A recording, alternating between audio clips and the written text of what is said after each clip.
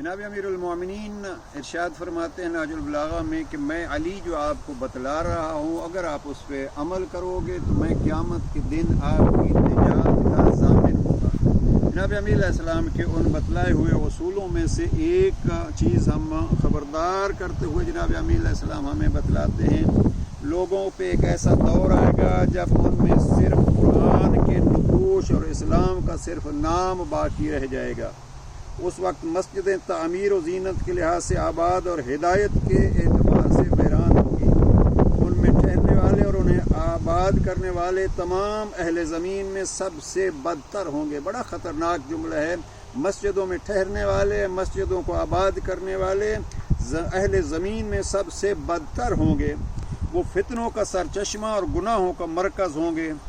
جو ان فتنوں سے منہ موڑے گا انہیں فتنوں کی طرف وہ پلٹائیں گے، گھیر کے لے آئیں گے، اور نام کیا استعمال کریں گے؟ نام دین کا، نام مسجد کا، نام خانہ خدا کا استعمال کریں گے، اور جو قدم پیچھے ہٹائے گا انہیں دھکیل کر ان کی طرف لے آئیں گے۔ یہاں جناب امیر علیہ السلام نے اللہ سبحانہ وتعالیٰ کا ایک ارشاد نقل کیا۔ رب کریم فرماتا ہے، مجھے اپنی ذات کی قسم، میں ان لوگوں پر ایسا فتنہ نازل کروں گا جس میں حلیم و بردبار کو حیران و سرگرداں چھوڑ دوں گا، یعنی اتنا سخت ان پہ عذاب ہوگا اور سخت ان کو سزا ہوگی، اور سخت طریقے سے فتنوں میں مبتلا ہوں گے کہ عام بندہ جو ہے وہ حیران رہے گا کہ یہ کون تھے اور ان کے ساتھ کیا ہوا۔ چنانچہ وہ ایسا ہی کرے گا۔